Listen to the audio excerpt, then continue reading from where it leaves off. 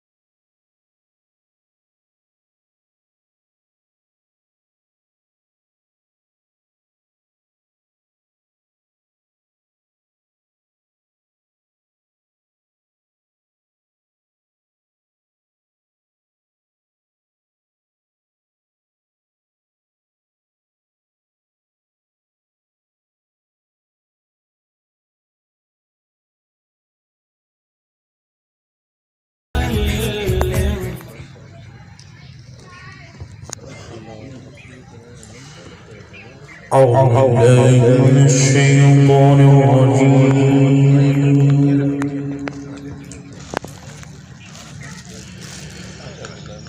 بسم الله الرحمن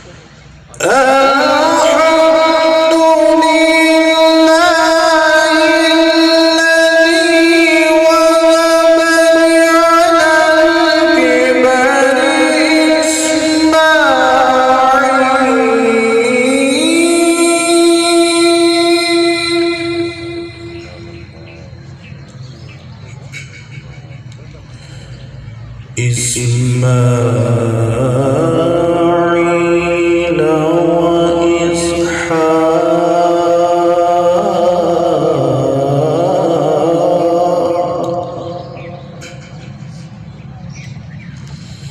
إن ربي لسميع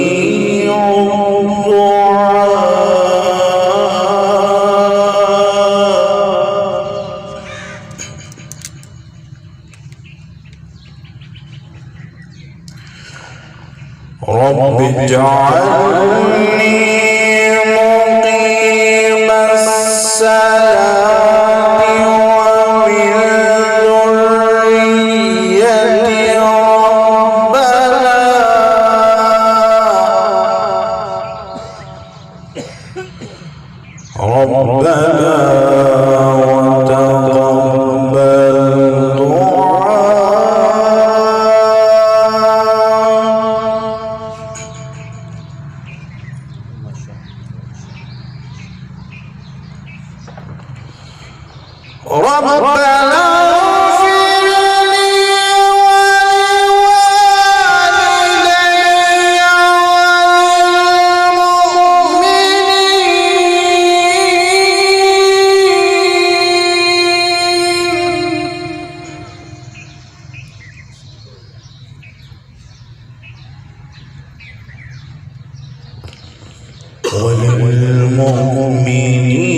وللمؤمنين يوم يقوم الحساب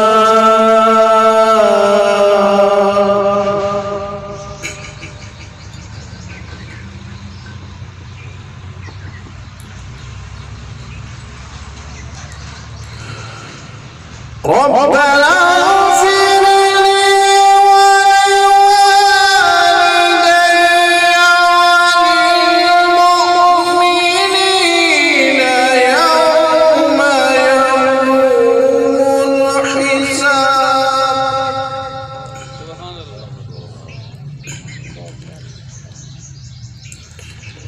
بسم الله الرحمن الرحيم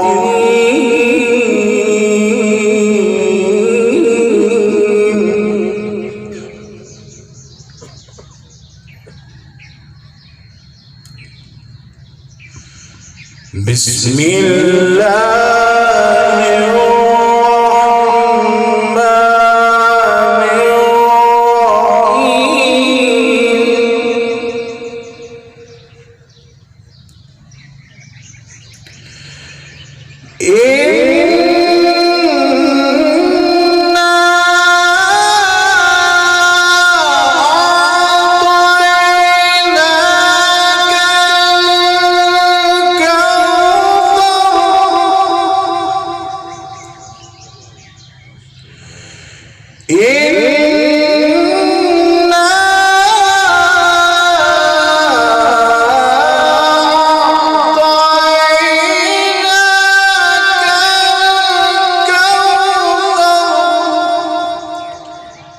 فصل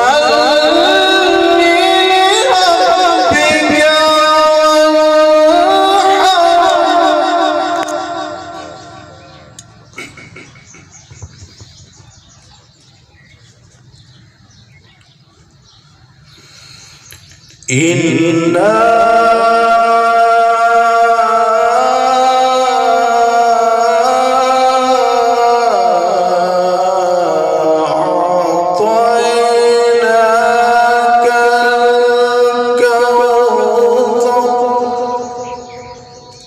فصل لربك وانحر إن شانئك هو الأبتر صدق الله العلي العظيم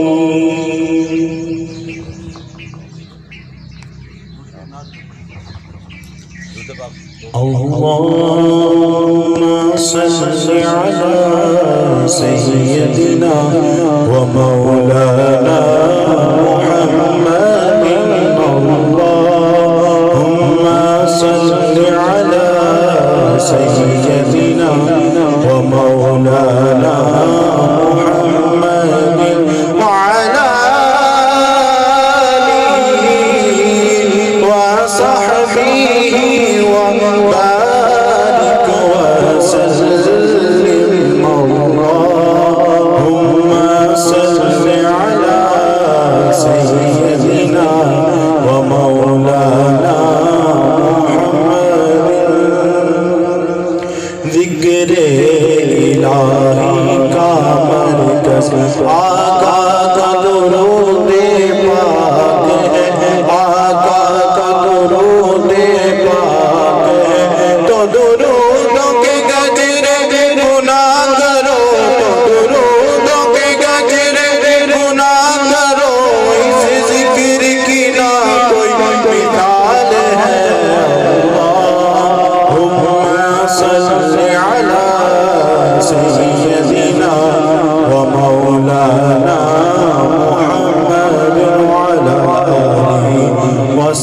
وبارك وسلم یہ دن رات آکے جینم کس لیے یہ دن رات آکے جینم کس لیے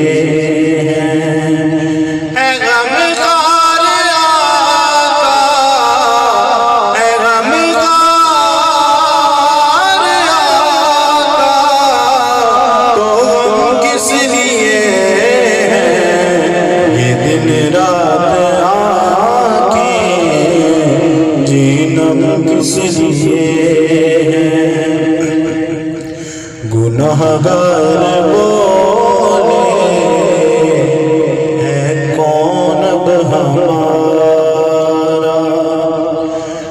گناہگار بولے ہے کون اب ہمارا گناہگار بولے ہے کون اب ہمارا تو سرکار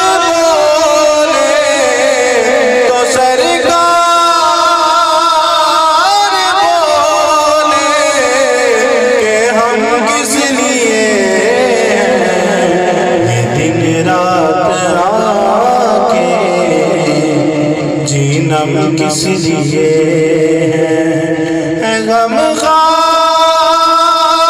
آقا تو غم کس لیے یہ دن رات آکے جینم کس لیے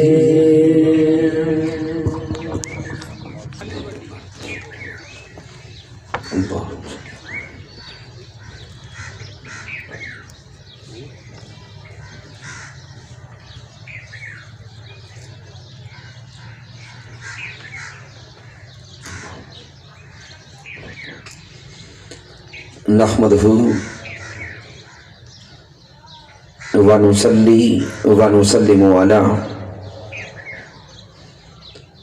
سیدنا و مولانا محمد نبی الامین المکین الکریم الرؤوف الرحیم اما بعد فاعوذ باللہ من الشیطان الرجیم بسم اللہ الرحمن الرحیم قال اللہ تبارک و تعالی فی القرآن المجید یا ایہا الناس کلوا مما فی الارض حلالا طیبا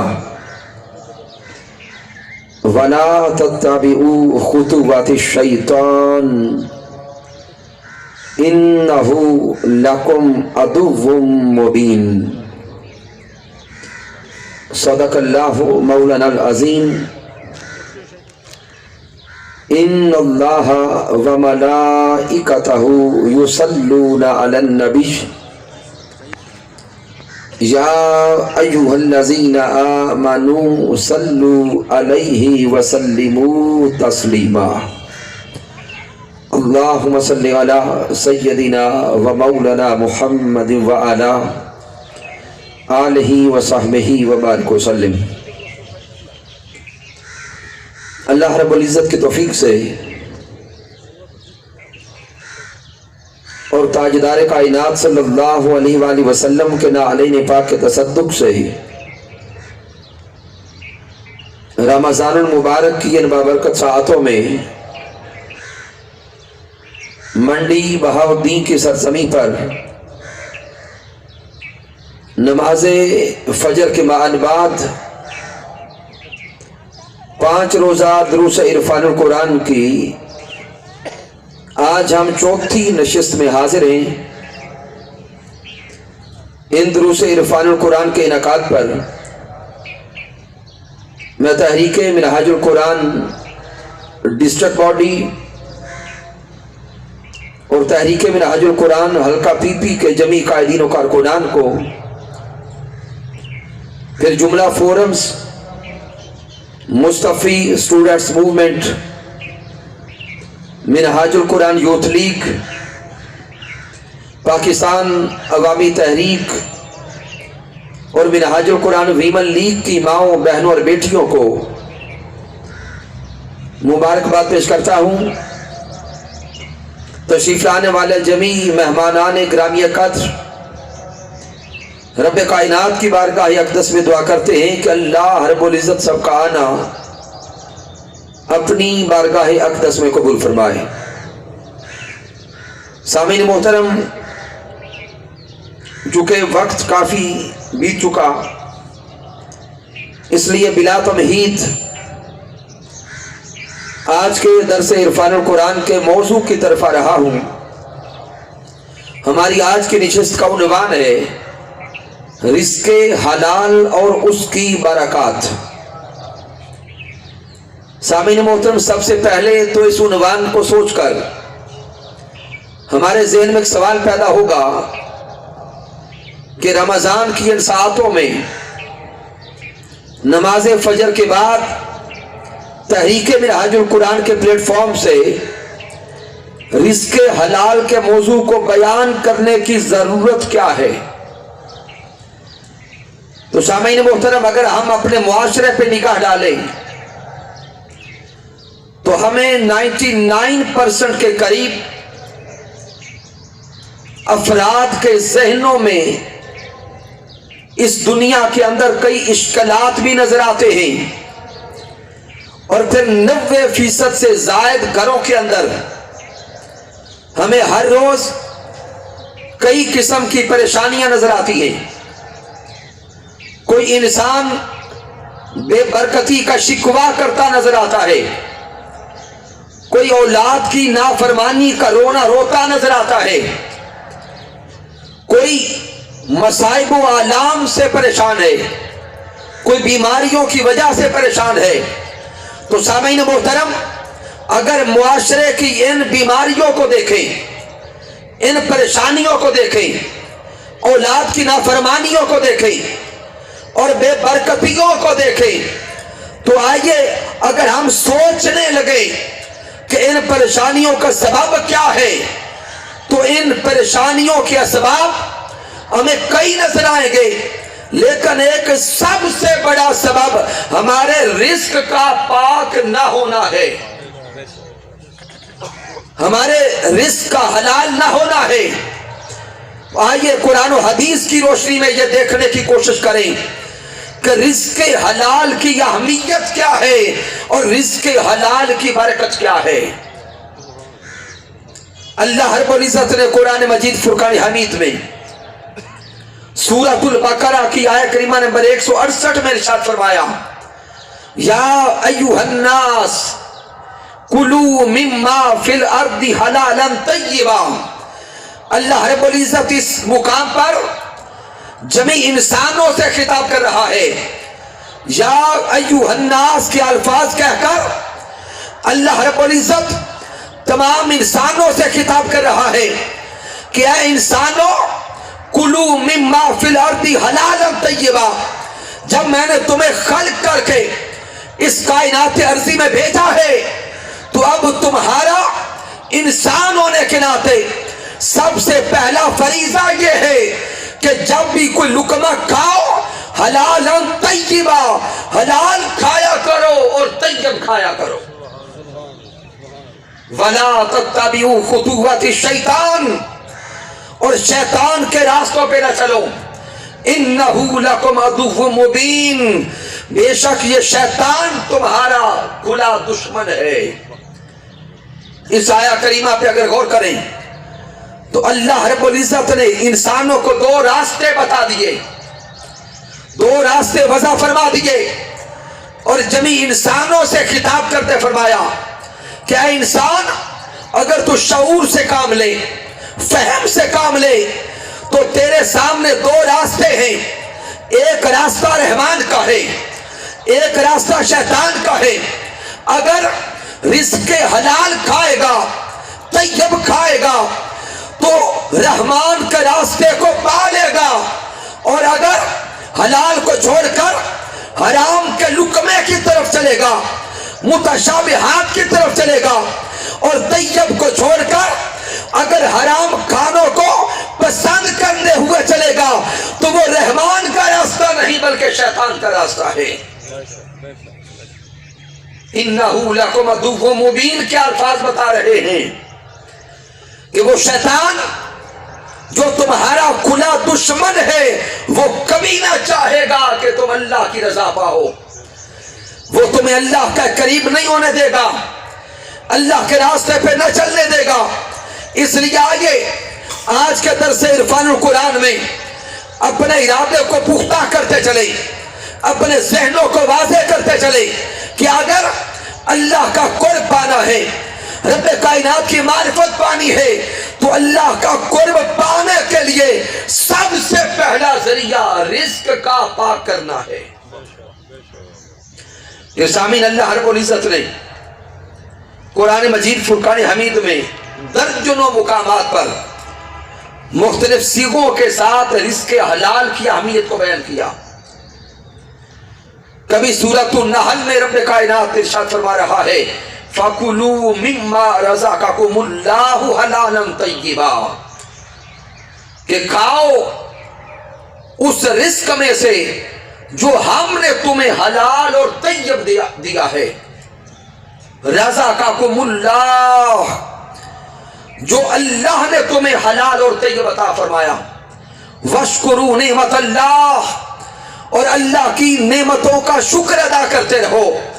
ان کنتم ایاہ تعبدون، اگر تم بندگی کا حق ادا کرنا چاہتے ہو۔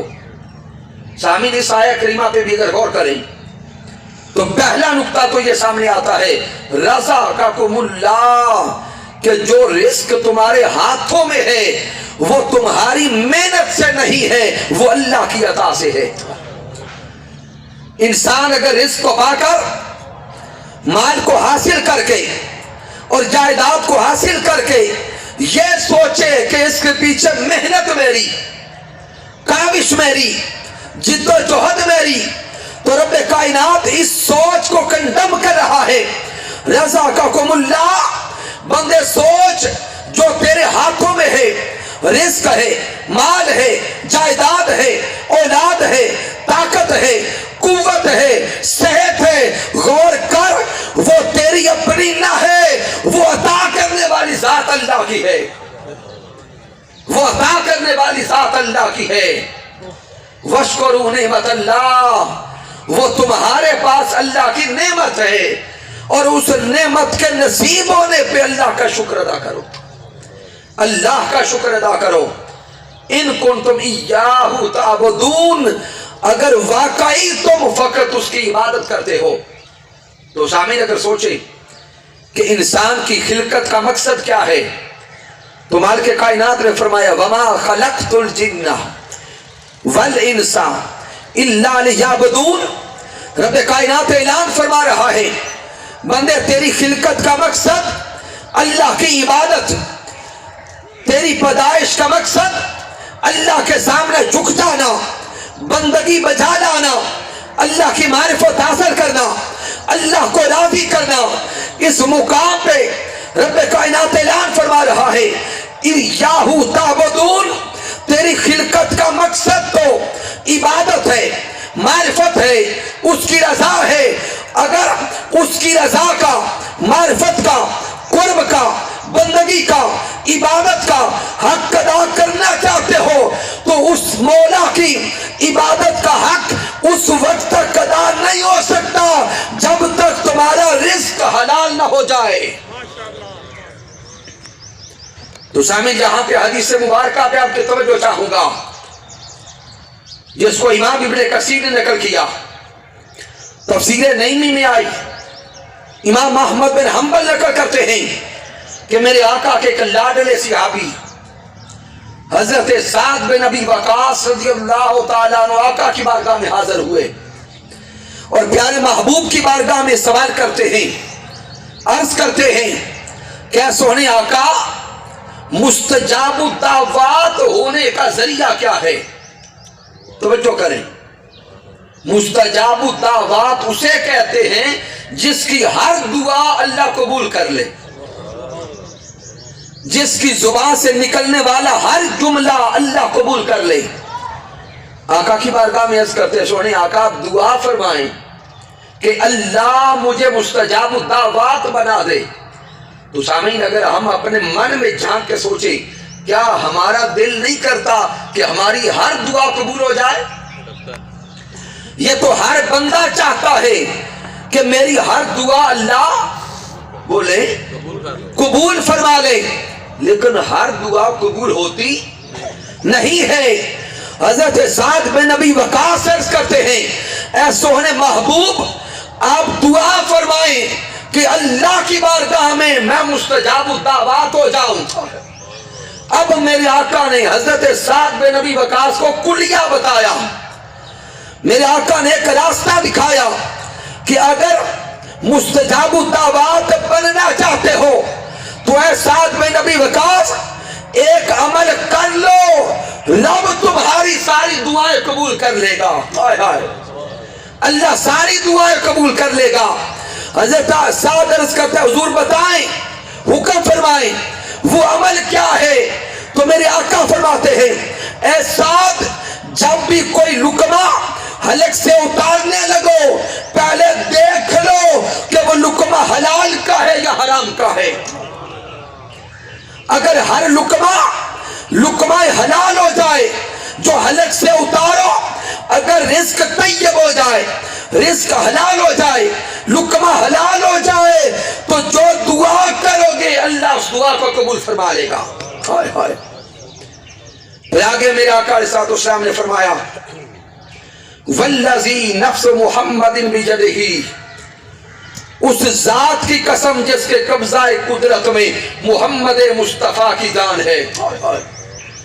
آقا کے الفاظ پہ توجہ کر لیں، جب میرے آقا یہ الفاظ ارشاد فرماتے ہیں کہ اس ذات کی قسم جس کے قبضہ قدرت میں مجھ محمد مصطفیٰ کی جان ہے، ان الفاظ کے بعد میرے آقا کوئی اصولی جملہ ارشاد فرماتے ہیں۔ اب آگے آقا کے کلمات پہ غور کریں، میرے آقا نے فرمایا کہ اس ذات کی قسم جس کے قبضہ قدرت میں میری جان ہے، جس کے بدن میں ایک لقمہ حرام چلا جائے، اس ایک لقمہ حرام کی نحوست یہ ہے کہ 40 دن تک پھر رب کائنات حرام کھانے والے کی عبادت بھی قبول نہیں کرتا۔ ہم تو روتے ہیں کہ دعائیں قبول نہیں ہوتی، ہم تو شکوہ کرتے ہیں کہ دعائیں قبول نہیں ہوتی۔ اگر حرام کا لقمہ حلق سے اتر جائے دعائیں تو کچھ آ رہی، رب نمازیں بھی قبول نہیں کرتا، رب روزے بھی قبول نہیں کرتا، رب حج و زکوٰۃ قبول نہیں کرتا، دعائیں کہاں سے قبول ہو؟ آج آئیے اپنے معاشرے کے حالات کو دیکھیں، ہر بندہ شکوہ کرتا روتا نظر آتا ہے کہ اتنی زندگی گزر گئی دعائیں کرتے، دعا قبول نہ ہوئی، اولاد فرما بردار نہ ہو سکی، میرے گھر کے معاملات سیدھے نہ ہو سکے، گھر میں سکون اور چین نہ آ سکا۔ وہ بندہ رب کے سامنے شکوہ تو کرتا ہے لیکن یہ نہیں سوچتا کہ جو گھر کے اندر رزق آ رہا ہے وہ حلال کا ہے یا حرام کا ہے۔ سامعین محترم، پھر آقا علیہ السلام کے فرامین پہ آئیے توجہ کریں۔ حضرت ابو ہریرہ رضی اللہ تعالیٰ عنہ سے روایت ہے، میرے آقا علیہ السلام کے صحابی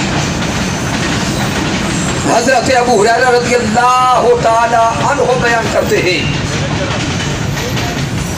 کہ پیارے محبوب علیہ السلام نے ارشاد فرمایا ان اللہ طیب لا یقبل الا طیبا، میرے آقا فرماتے اللہ طیب ہے اور طیب کے سوا اللہ کچھ قبول نہیں کرتا۔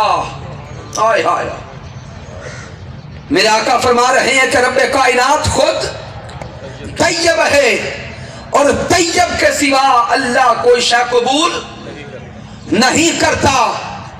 اس سے آگے میرے آقا علیہ السلام ایک مثال دے کے ارشاد فرماتے ہیں، میرے آقا فرماتے ہیں کہ اگر کوئی شخص مسافر ہے اور وہ مسافر حرم ہے، یعنی گھر سے حرم کا ارادہ لے کے نکلا، حرم کعبہ میں پہنچا، حرم میں جا کر وہ ہاتھ اٹھا کر دعائیں کر رہا ہے اور رب کی بارگاہ میں عرض کر رہا ہے، یا ربی یا ربی یا ربی، اللہ کی بارگاہ میں جا کر ظاہراً رو بھی رہا ہے، ظاہراً دعائیں بھی کر رہا ہے، لیکن آقا فرماتے ہیں وَمَطْعَمُهُ حَرَامٌ وَمَشْرَبُهُ حَرَامٌ وَمَلْبَسُهُ حَرَامٌ وَغُذِيَ بِالْحَرَامِ۔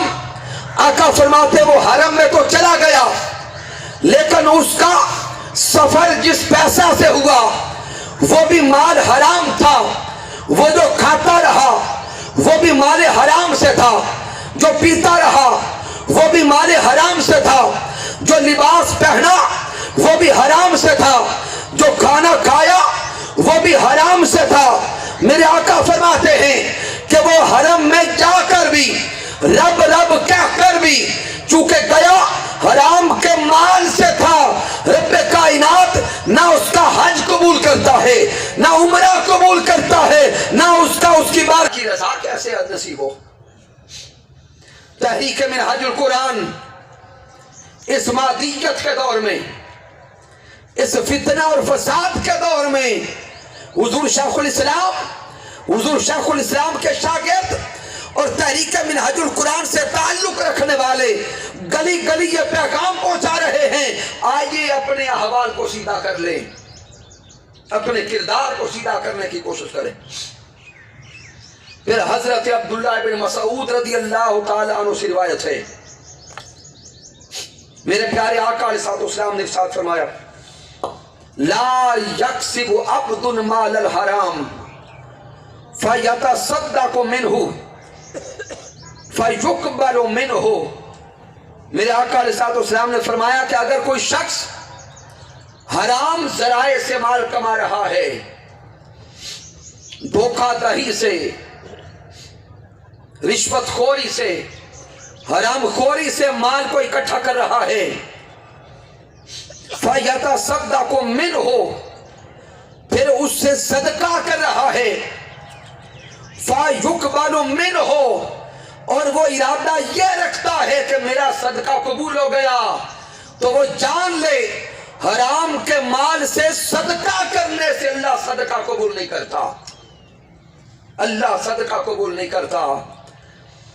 رب کائنات مال حرام میں برکت نہیں ڈالتا۔ آگے میرے آقا نے فرمایا کہ اگر وہ شخص حرام کا مال کما کر خود مر گیا، پیچھے اولادوں کے لیے وراثت چھوڑ گیا، تو وہ مال حرام جو وراثت میں چھوڑ گیا، الا کان زادہ الی النار، وہ مال حرام اس کے لیے جہنم کی آگ کا ذریعہ بن جائے گا۔ پھر میرے آقا فرماتے وہ صدقہ کرنے والا، وہ صدقہ کر کے سوچتا ہے کہ اس مال حرام کے صدقہ سے اللہ گناہ مٹا دے گا، اللہ میری برائیاں مٹا دے گا۔ آقا فرماتے لا یمحو السیئہ بالسیئہ، رب کائنات برائی کو برائی سے نہیں مٹاتا، وَلَٰكِن یمحو السیئہ بالحسن، بلکہ اس کا اصول تو یہ ہے کہ وہ اچھائی کے ذریعے برائی کو مٹاتا ہے۔ پھر سامعین آقا علیہ السلام سے پوچھا گیا، حضور اگر مال حرام کی یہ وعیدات ہیں تو مال حرام پہ اگر دوزخ ملتا ہے تو پھر مال حلال میں سب سے اعلیٰ مال کیا ہے، سب سے عظیم مال کیا ہے؟ حضرت رافع بن خدیج رضی اللہ تعالیٰ عنہ سے روایت کہ پیارے آقا علیہ السلام سے سوال کیا گیا، ای الکسبی اطیب، حضور بتائیں کہ مال طیب کیا ہے، طیب میں پھر اعلیٰ کیا ہے؟ تو میرے آقا نے فرمایا، ان الفاظ پہ توجہ کرنا، میرے آقا فرماتے عمل رجل بیدہ، وہ مال جو انسان اپنے ہاتھ کی کمائی اور محنت سے لیتا ہے وہ طیب بھی ہے، وہ حلال بھی ہے، وہ طیب بھی ہے، وہ حلال بھی ہے۔ پھر سامعین، حضرت سعد بن معاذ رضی اللہ تعالیٰ عنہ میرے آقا کے صحابی آقا کی بارگاہ میں گئے۔ یقیناً نماز فجر کے بعد نیند کا ظاہر غلبہ ہوتا ہے۔ میں مبارکباد پیش کرتا ہوں آپ لوگوں کو جو اس وقت بستر کو چھوڑ کے، نیند کو چھوڑ کے آئے ہیں، لیکن آئیے یہاں پہ بیٹھ کر جاگتے جاگتے تاجدار کائنات کی زبان سے کوئی پیغام لے کے جائیں۔ میرے آقا کے صحابی حضرت سعد بن معاذ رضی اللہ تعالیٰ عنہ آقا کی بارگاہ اقدس میں حاضر ہوئے۔ میرے آقا علیہ السلام سے ان کا مصافحہ ہوا۔ حضرت سعد کے ہاتھ میرے آقا کے دست اقدس میں گئے۔ وہ کتنے نصیب والے حضرت سعد جن کو دست مصطفیٰ نصیب ہوئے۔ جب ان کے ہاتھ پیارے محبوب علیہ السلام کے دست اقدس میں تھے، میرے آقا نے حضرت سعد بن معاذ کے ہاتھوں کو دیکھا، ان میں سختی تھی۔ میرے آقا علیہ السلام نے پوچھا، اے سعد، ہاتھوں میں یہ سختی کہاں سے آئی؟ ہاتھوں میں یہ کھردرا پن کیسے آیا؟ تو حضرت سعد آقا کی بارگاہ میں عرض کرتے ہیں، حضور میں سارا دن اپنے بچوں کا پیٹ پالنے کے لیے، رزق حلال کے حصول کے لیے مزدوری کرتا ہوں۔ ہائے ہائے، اے سونے آقا، میں رزق حلال کے لیے کیا کرتا ہوں؟ بولے، مزدوری کرتا ہوں، رزق حلال کے لیے بیلچا چلاتا ہوں، محنت کرتا ہوں۔ جب میرے آقا نے سنا کہ رزق حلال کے حصول کے لیے سعد مزدوری کرتا ہے، محنت کرتا ہے، بیلچا چلاتا ہے، میرے آقا پہ کیفیت طاری ہوئی۔ میرے سونے مصطفیٰ نے حضرت سعد کے ہاتھوں کو چوم لیا۔ ہائے ہائے ہائے ہائے، میرے آقا نے حضرت سعد کے ہاتھوں کو چوم لیا، حضرت سعد کے ہاتھوں کو بوسہ دیا، اور بوسہ دے کے میرے آقا فرماتے ہیں، اے سعد، اللہ ان ہتھیلیوں سے بھی محبت کرتا ہے۔ اللہ ان ہتھیلیوں سے بھی محبت کرتا ہے۔ پھر آقا فرماتے ہیں، القاسب حبیب اللہ، محنت کر کے رزق حاصل کرنے والا اللہ کا حبیب ہے۔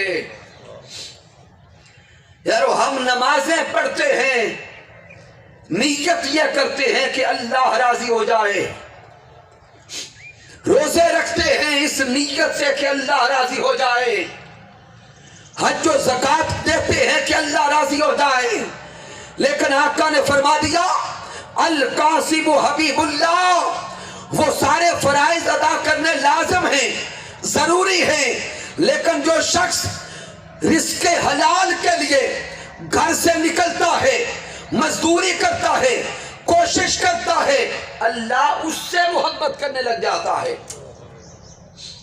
تو سامعین، اب جو مزدور ہے، جب وہ سارا دن مزدوری کرے، محنت کرے، شام تک وہ تھک جاتا ہے، وہ تھک جاتا ہے، تھک کے بستر پہ آتا ہے، یقیناً وہ مزدوری کرنے والا اس تھکاوٹ کی وجہ سے اندر ہی اندر یقیناً شکوہ بھی کرتا ہوگا، اندر ہی اندر یہ سوچتا ہوگا کہ فلاں کرتا کم ہے لیکن مال زیادہ ہے، سوچتا ہوگا۔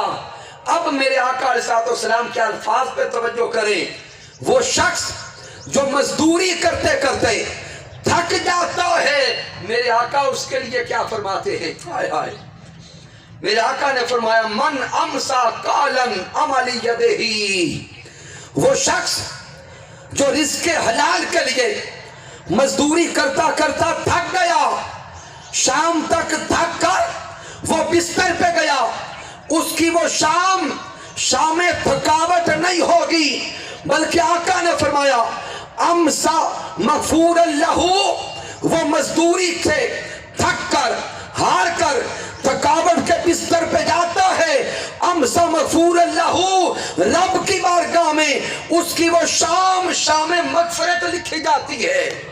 ہائے ہائے، اللہ کی بارگاہ میں وہ شام مغفرت لکھی جاتی ہے۔ رب کائنات اس کی مزدوری کو دیکھ کر، محنت کو دیکھ کر، جد و جہد کو دیکھ کر سارے گناہ مٹھا کے جنت اس کے نام کر دیتا ہے۔ پھر میرے آقا نے فرمایا ان اللہ یحب ان یری عبدہ تعبا فی طلب الحلال، وہ شخص جو حلال کے حصول کے لیے تھک جاتا ہے اللہ اس سے محبت کرتا ہے۔ آقا علیہ الصلوۃ والسلام کے الفاظ پہ غور کرتے جائیں، اور بے ساتھ ہی میرے آقا نے فرمایا وہ شخص جو حرام کھا رہا ہے اور حرام سے لذتیں پا رہا ہے، مال حرام سے اپنے جسم کو بڑھا رہا ہے، میرے آقا فرماتے لا يدخل الجنہ، وہ شخص جس نے حرام مال کھایا اور حرام کے لقموں سے اس نے جسم کی نشو و نما کی، مال حرام سے اس نے جسم کو بڑھایا، آقا فرماتے ہیں وہ جسم کا حصہ، گوشت کا وہ ٹکڑا جو حرام کے مال سے بنا ہوگا، لا يدخل الجنہ، وہ کبھی جنت نہیں جا سکتا۔ پھر میرے محبوب علیہ الصلوۃ والسلام نے اس زمانے کی طرف اشارہ کرتے ہوئے فرمایا، حضرت ابو ہریرہ رضی اللہ تعالیٰ عنہ روایت کر رہے ہیں، میرے آقا فرماتے یاتی علی الناس زمان، کہ ایک ایسا زمانہ آئے گا، ایک ایسا وقت آئے گا کہ لوگ مال کے حصول کرنے کے لیے حلال و حرام کی تمیز کو بھول جائیں گے۔ آئیے آج اپنے معاشرے کے حالات پہ توجہ کرتے ہوئے دیکھیں، آج ہر کوئی چاہتا ہے کہ تجوریاں بھر جائیں، بینک بیلنس ہو جائے، کوٹھیاں بن جائیں، بنگلے بن جائیں، عہدے مل جائیں، مجھے معاشرے کی عزت مال سے نصیب ہو جائے، گاڑی بڑی ہو، بنگلہ بڑا ہو، لیکن آقا نے فرمایا یاتی علی الناس زمان، کہ انسانوں پر وہ زمانہ بھی آئے گا کہ وہ حلال و حرام کی تمیز کرنا بھول جائیں گے۔ آج وہ وقت ہماری آنکھیں دیکھ رہی ہیں، ہر کوئی لالچ میں ہے، ہر کوئی حرص اور طمع میں ہے کہ بس دنیا ملتی چلی جائے، یا کوئی نہیں سوچتا کہ وہ حلال کے ذرائع سے ہو یا حرام کے ذرائع سے ہو۔ آقا علیہ الصلوۃ والسلام پھر ارشاد فرماتے ہیں، حدیث مبارکہ کو امام بخاری نقل کرتے ہیں کہ دنیا کے نشے میں مست رہنے والوں، یوم قیامت پہ توجہ کر لو۔ میرے آقا نے فرمایا جب قیامت کا دن ہوگا، رب کائنات کی بارگاہ میں پیشی ہوگی، آقا فرماتے ہیں جب تک اللہ کی بارگاہ میں ہر شخص 5 سوالوں کے جواب نہ دے لے گا، تب تک وہ رب کی بارگاہ سے نہ ہٹ سکے گا۔ آئیے آج سوچیں، کیا ہم اللہ کی بارگاہ میں ان سوالوں کے جواب دے سکتے ہیں؟ میرے آقا فرماتے ہیں پہلا سوال رب کی بارگاہ میں ہوگا، ان امورہ فیما افناہ، اے بندے تجھے زندگی دی تھی، بتا زندگی کہاں گزار کے آیا ہے۔ آئیے زندگی کی ایام پہ توجہ کریں، کیا ہم زندگی کی سانسیں اللہ کی رضا کے لیے بسر کر رہے ہیں یا دنیا میں مارے مارے پھر رہے ہیں؟ پھر آقا نے فرمایا دوسرا سوال ہوگا، وَأَنْ شَبَابِهِ فِي مَا أَبْلَاهُ، بندے تجھے جوانی دی تھی، بتا یہ جوانی کہاں گزاری ہے؟ کیا جوانی کے دن دنیا کی مستیوں میں مست رہا یا رب کو راضی کرتا رہا؟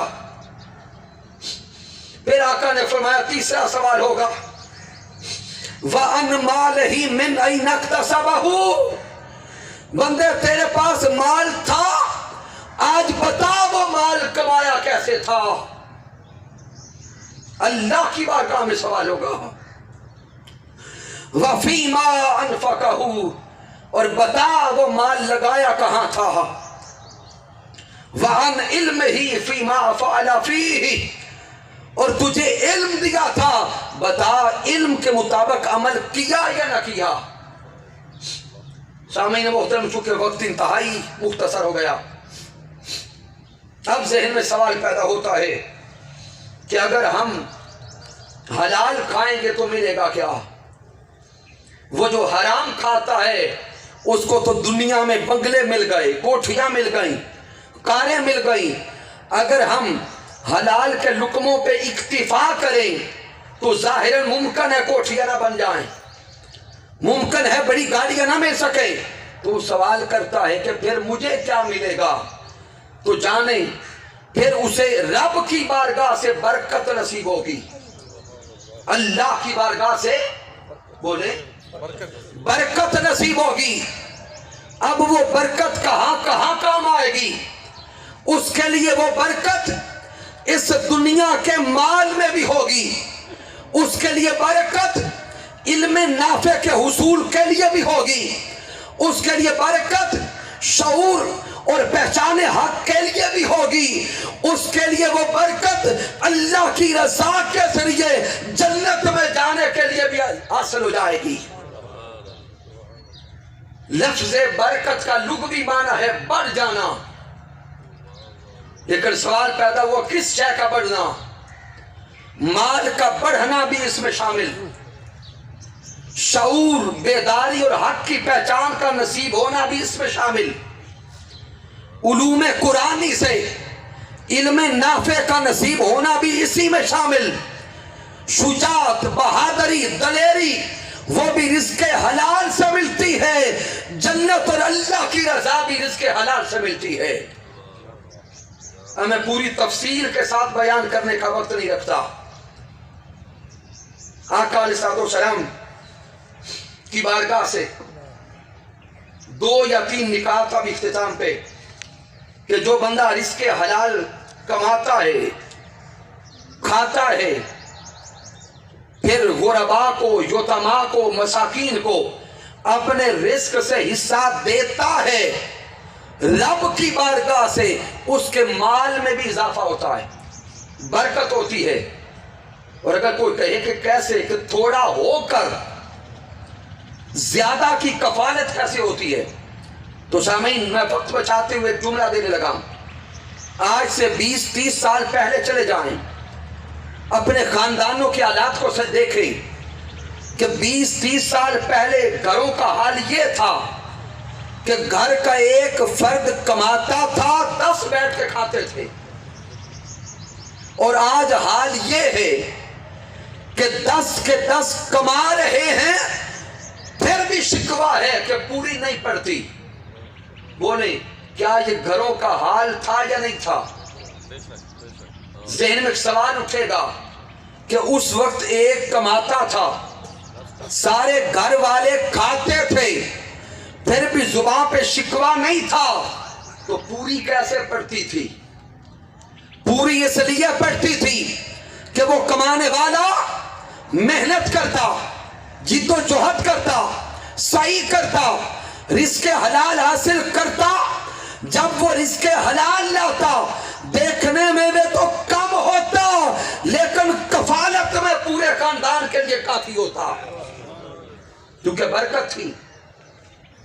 اور آج چونکہ حرام ذرائع آ گئے، دھوکہ دہی آ گئی، ملاوٹ آ گئی، برائی آ گئی، رشوت آ گئی، آتا لاکھوں ہے لیکن سمجھ نہیں آتی گیا کہاں ہے۔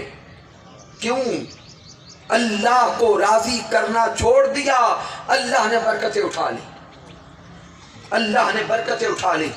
رب کائنات نے قرآن مجید میں یہ اشارہ دیا ہے، یہ سورۃ القلم آیہ کریمہ نمبر 17 سے لے کے 28 تک یہ واقعہ گھر جا کے پڑھیے گا۔ رب کائنات نے امت مسلمہ کے لیے یہ واقعہ بیان کیا ہے بنی اسرائیل کا۔ میرے اللہ نے ارشاد فرمایا اِنَّا بَلَوْنَاهُمْ كَمَا بَلَوْنَا أَصْحَابَ الْجَنَّةِ،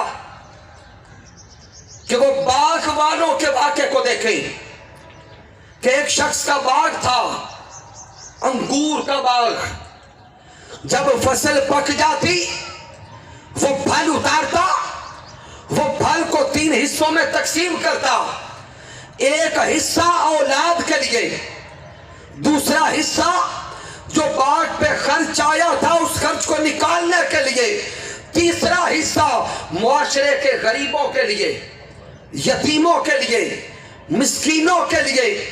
جب وہ 3 حصوں میں بانٹتا، غرباء کا حق ان کو دیتا، مساکین کا حق ان کو دیتا۔ اللہ نے برکت یہ ڈالی کہ اس کے باغ کے اندر انگور کا ایک خوشہ وہ اتنا بڑا ہوتا کہ ایک خوشہ ایک پورے ٹوکرے کو بھرتا تھا۔ آئے آئے، ایک ٹوکرے کو بھرنے کے لیے ایک خوشہ کافی تھا۔ وہ باپ فوت ہو گیا، شخص فوت ہو گیا، بعد میں بیٹے تھے، بیٹوں نے بیٹھ کے مشورہ کیا اور کہا کہ ہمارا باپ تو مازالہ بے وقوف تھا، غریبوں میں مال بانٹا کرتا، رزق بانٹا کرتا، ہم غریبوں میں نہیں بانٹیں گے۔ انہوں نے کہا کہ چونکہ غریبوں کو عادت بنی ہے وہ خود لینے آ جائیں گے، اس لیے ہم فصل پک گئی ہے، سورج چڑھنے کا انتظار نہیں کریں گے، منہ اندھیرے باغ میں جائیں گے اور سورج چڑھنے سے پہلے پہلے باغ کی فصل کو توڑ کر منڈی پہنچائیں گے تاکہ یتیم مسکین حصہ نہ پا سکے۔ انہوں نے ارادہ کر لیا، یہ نیت کر کے رات کو سو گئے۔ جب وہ سوئے تو میرا اللہ بیان فرما رہا ہے فَطَافَ عَلَيْهَا طَائِفٌ مِّن رَبِّكَ وَهُمْ نَائِمُونَ۔ میرا اللہ فرما رہا ہے کہ جب وہ سو گئے وہ تو سوتے رہ گئے، باغ میں کوئی پھرنے والا پھر گیا، اللہ کا عذاب آیا، وہ باغ تباہ و برباد ہو گیا، فصل ساری ختم ہو گئی۔ جب صبح منہ اندھیرے اٹھ کر وہ بیٹے باغ میں پہنچے تو دیکھ کے کہتے ہیں کہ ہم تو برباد ہو گئے، نہ فصل ہے، نہ باغ ہے، نہ پھل ہے، کیا ہو گیا؟ سامعین یہ بیان کرتے ہوئے چونکہ وقت کم ہے، رب کائنات آگے اشارہ یہ دے رہا ہے کہ وہ لوگ جو اپنے رزق سے غریبوں کا حق دیتے ہیں، اپنا رزق پاک کرتے ہیں، زکوٰۃ کے ذریعے، عشر کے ذریعے، صدقات کے ذریعے، اور جو غریبوں کا حق نہیں دیتے وہ اپنے مال کو حرام کر دیتے۔ آج دیکھیں فصلیں پکنے کو ہیں، جتنی فصلیں ہیں اگر ان کا عشر نکالا جائے تو یہاں غریب نظر کوئی نہیں آتا، لیکن ہم غریبوں کا حق نہیں دیتے۔ پھر سامعین اینڈ پہ اس واقعہ پہ آپ کی توجہ چاہوں گا کہ رزق حلال کھانے سے، رزق حلال کا لقمہ حلق میں اتارنے سے شعور بھی ملتا ہے، فہم بھی ملتا ہے، تدبر بھی ملتا ہے، علم بھی ملتا ہے، اور اللہ کی رضا بھی ملتی ہے۔ امام شافعی رحمت اللہ تعالی علیہ کا واقعہ ہے کہ امام شافعی رحمت اللہ تعالی علیہ اپنے شاگرد حضرت امام احمد بن حنبل کے گھر گئے۔ اب استاذ بھی فقیہ ہے، شاگرد بھی فقیہ ہے، استاذ بھی اللہ کا ولی ہے اور بولے شاگرد بھی اللہ کا ولی ہے۔ امام احمد بن حنبل رحمت اللہ تعالی علیہ گھر میں اپنی بیٹیوں کو بتا رہتے ہیں کہ میرے استاذ آ رہے ہیں، امام شافعی رحمت اللہ تعالی علیہ، وہ فقیہ بھی ہیں، مجتہد بھی ہیں، محدث بھی ہیں، متقی بھی ہیں، تہجد گزار بھی ہیں، اللہ کے ولی بھی ہیں. تو گھر والوں نے ان کے لیے خاص کھانے کا اہتمام کیا. جب تشریف لائے تو دسترخوان سج گیا. امام شافعی رحمت اللہ علیہ دسترخوان پہ بیٹھے تو معمول سے ہٹ کے کچھ زیادہ کھانا کھایا. کھانا معمول سے زیادہ کھایا. اب بیٹیوں کے لیے یہ بات تعجب کی تھی. پھر بیٹیوں نے صبح تہجد کے وضو کے لیے پانی کا لوٹا بھی بھر کے رکھ دیا. لیکن جب صبح کے اوقات میں نماز کے لیے سارے گھر والے اٹھے تو دیکھا کہ تہجد کے لیے جو پانی رکھا تھا وہ پانی استعمال نہیں ہوا. اب بیٹیاں تشویش میں پڑ گئی. اپنے والد محترم امام محمد بن حنبل سے عرض کرتی ہیں کہ بابا جان آپ نے تو کہا تھا میرے استاذ امام شافعی اللہ کے ولی ہیں، تہجد گزار ہیں. پہلا سوال تو ذہن میں یہ آیا کہ اللہ کے ولی زیادہ کھایا نہیں کرتے. ہائے ہائے، اللہ کے ولی زیادہ کھایا نہیں کرتے، وہ قلیل الطعام ہوتے ہیں.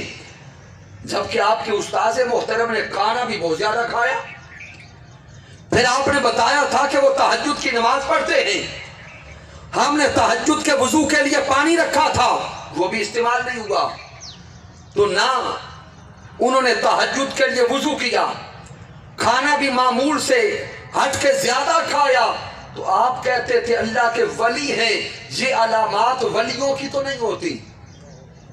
اب امام احمد بن حنبل اپنے استاذ امام شافعی کی بارگاہ میں گئے یہ سوال لے کر.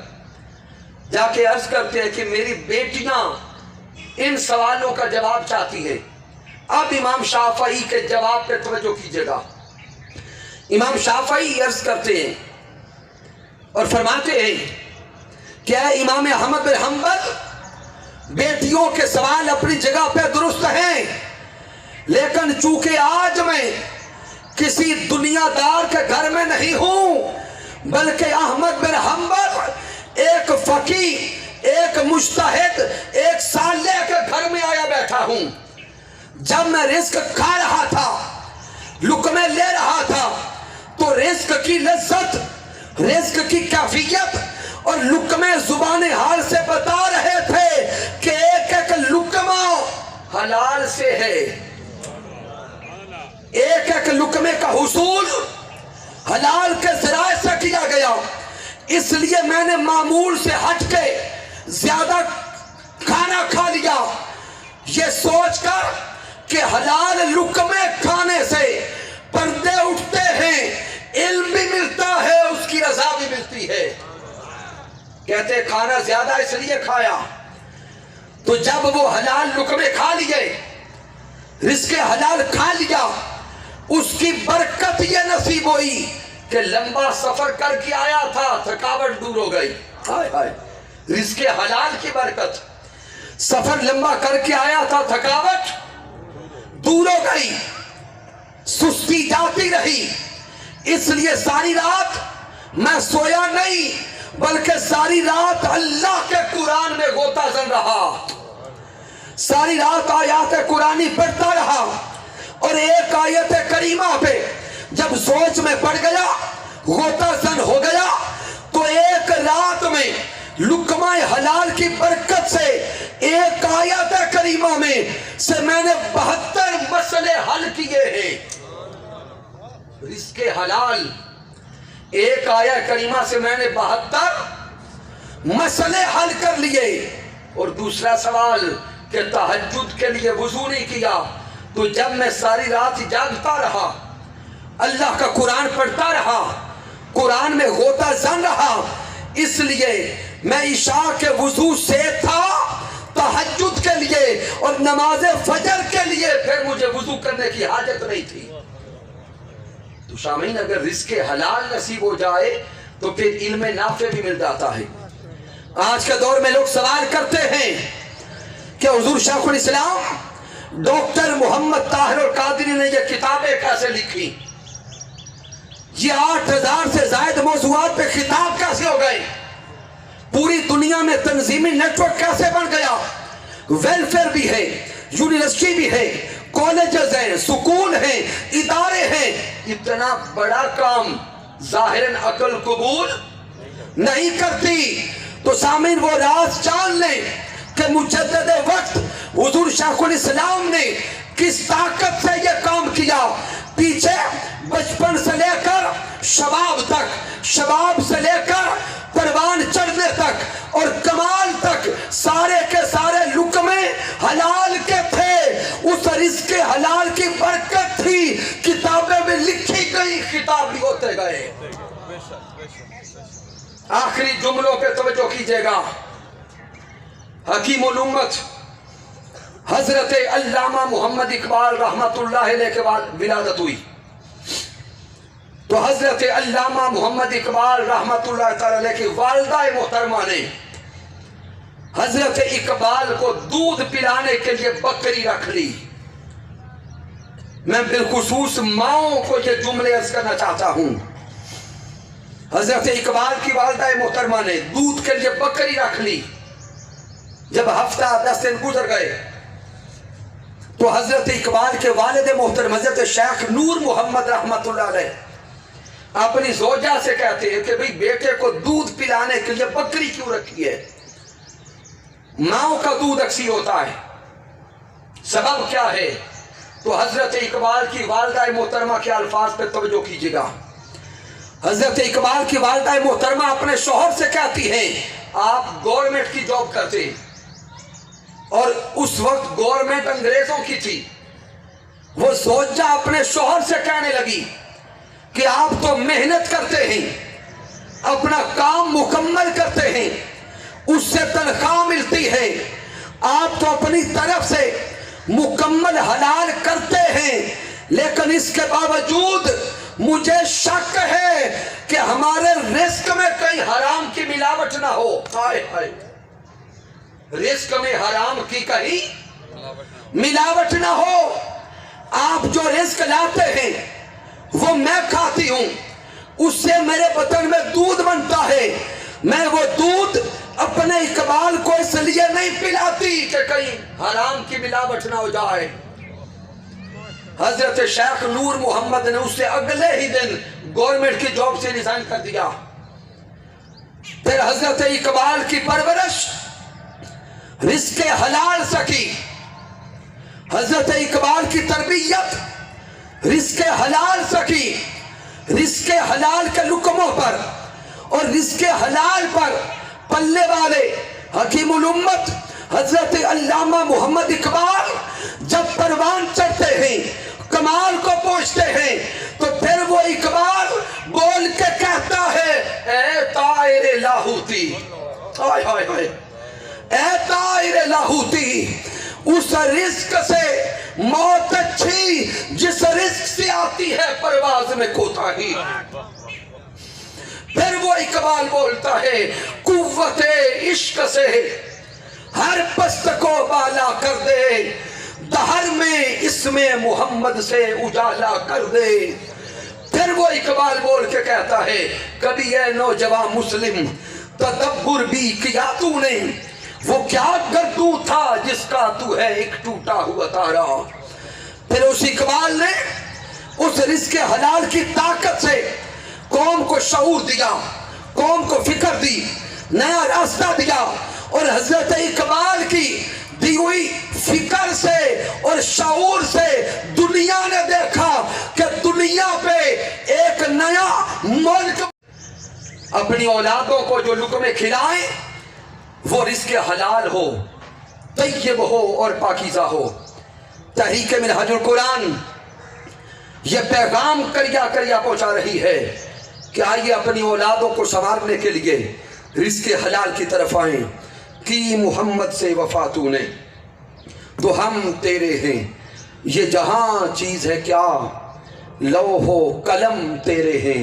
میں نے جو کچھ بیان کیا اگر اس میں کچھ کمی ہے، کوئی کجی ہے، کوئی غلطی ہے تو مجھ ناچیز کی طرف سے ہے، رب کائنات معاف فرما دے۔ اگر اس میں کوئی اچھائی اور کمال ہے تو اللہ کی عزت کی قسم میرا کوئی کمال نہیں، یہ اللہ کا کرم ہے، تاجدار کائنات صلی اللہ علیہ وسلم کی رحمت کا فیضان ہے۔ اور منڈی بہاؤدین کے محبت کرنے والے ساتھیوں کی محبتیں بھی شامل ہیں، اور حضور شیخ الاسلام ڈاکٹر محمد طاہر القادری مدہ ذلہ والی کی صحبت کا فیضان ہے۔ وما علینا الا البلاغ المبین۔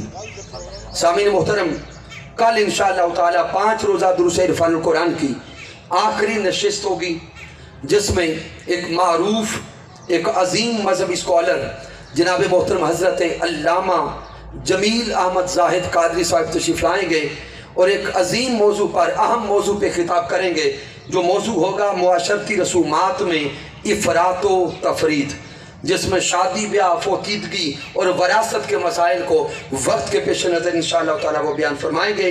اسی طرح جوک در جوک تشریف لائیں۔ والسلام علیکم ورحمۃ اللہ وبرکاتہ۔ آمین۔ اللہم صلی علی سیدنا و مولانا محمد وعلی آلہ وصحبہ وبارک وسلم۔ ربنا آتنا فی الدنیا حسنۃ وفی الآخرۃ حسنۃ وقنا عذاب النار وقنا عذاب القبر وقنا عذاب الحشر وقنا عذاب المرض وقنا عذاب الجہنم۔ میرے اللہ اپنے محبوب علیہ الصلوۃ والسلام کا صدقہ ان دروس عرفان القرآن کو اپنی بارگاہ میں قبول فرما، آنے والوں کا آنا قبول فرما۔ میرے اللہ جو بھی تشریف لائیں، کوئی بیمار ہے تو اسے صحت کاملہ عاجلہ عطا فرما، بے رزقوں کو حلال جائز اور وسیع رزق عطا کر، بے اولادوں کو نیک صالح اولاد نرینہ عطا فرما، بے علموں کو علم نافع عطا فرما۔ میرے اللہ ہر کسی کے گھر میں خیر ہو، رحمت ہو، تیرا کرم اور فضل نصیب ہو۔ ربنا تقبل منا انک انت السمیع العلیم وتب علینا انک انت التواب الرحیم۔